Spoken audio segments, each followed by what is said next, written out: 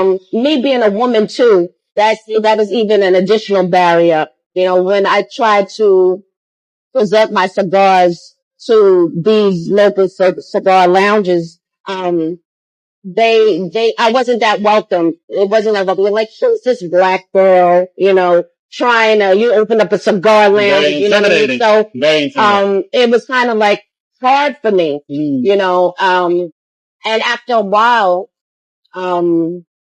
I was like, I wanted to create a space for us. This is an honor to be here with you, telling the world, because there's a lot of people that do not know that you are the first. And that is a big honor, and that's something to be known. And that should motivate and inspire the ladies, the beautiful women out there that love cigars and want to be a part, but don't feel like they have that community. Mm-hmm.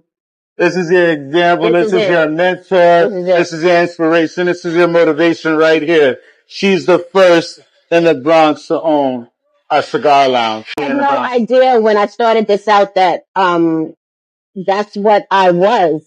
I had no idea. Somebody informed me. Wow. And when they said it, it overwhelmed me kind of, that I was that, like, I'm literally making history. You are history. And it was just amazement to me, but I'm humbled, and I think it's even more important for me to continue because of that. My name is Sherri Clarke Joseph, and I'm the proud owner of New Jack City Premium Cigar Lounge. Say that one more time. New Jack City Premium Cigar Lounge. 3037 Cross Bronx, Westchester. That's in Throgs Neck. Throgs Neck. All right, so y'all know what Throgs Neck is, all right? The location is crazy parking. Crazy parking. That's very important, the parking. Do you hear me when I say crazy parking?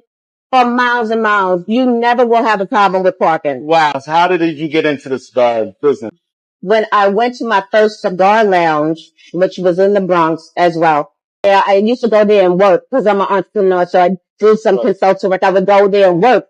So, the environment is just welcoming. It's warm, it's relaxing, and then it's an opportunity to network. Yes. So that networking part was key for me. I like to know what people like, what they do. And so it was always an atmosphere where you can learn, get to know people in different careers, and so that part I like. So then fast forward, I went out to, DR. Mm-hmm. I went into a tobacco farm. At the same time I was leaving there, my brother, which I'm in partnership with my brother, for my cigar line. He was going down there to meet with a woman from Nicaragua. So I was like, oh wow, like minds think we think alike. And so I was like, I want to be part of that. We met with the woman, and she, created a cigar line for us. Wow. So we ordered about 300 cigars. Okay. Brought them back to the city, got them shipped to the city, and just started handing them out to people to see how they would like them. And they loved them. Wow. So that's how the line started. Okay. What's the name of the line? New Jack City Premium Cigars. So everything is all... Yeah. I love it. Okay. So that's what started first, the cigar line. I have a cigar named after me, which is called a Little Hustler. So why is your cigar named the Little Hustler? What is different about your cigar? Because I truly hustle.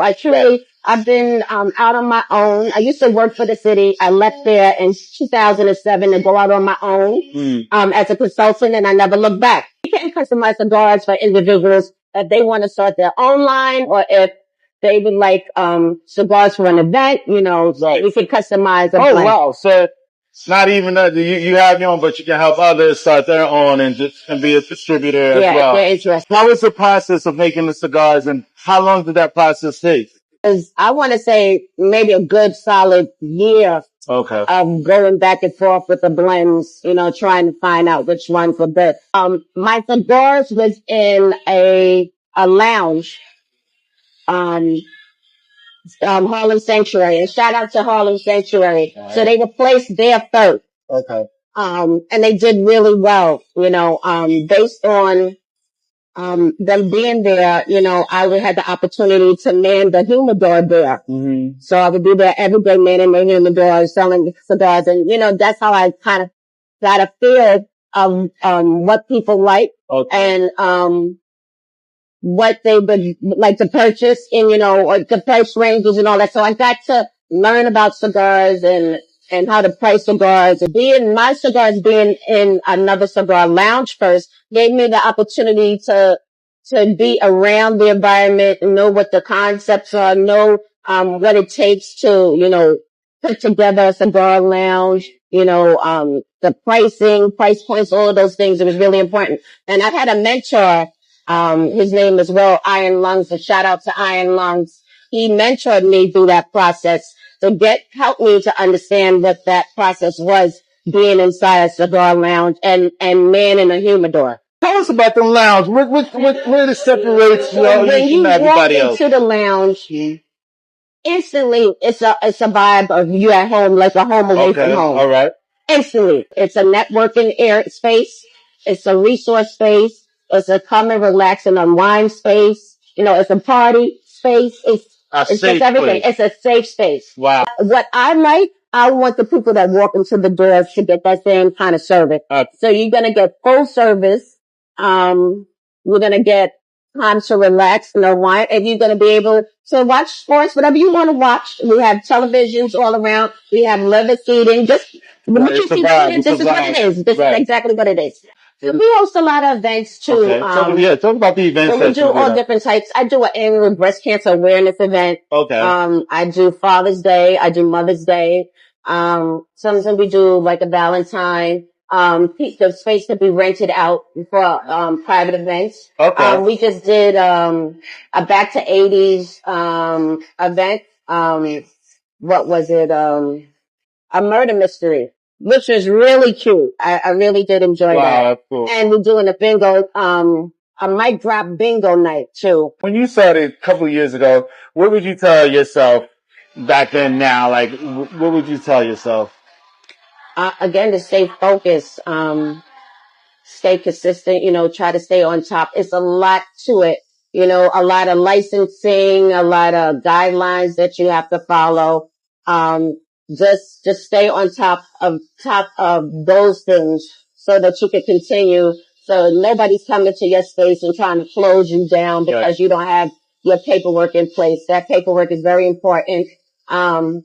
Capital, I'm looking for investors too now. Okay. I welcome that. So, I'm doing this by myself. Cigar Lounge is my baby and, it's a lot of work, but I'm very committed to it. Thank you so much for putting me on the spotlight tonight. No, this is why we call Live Spotlight Exchange.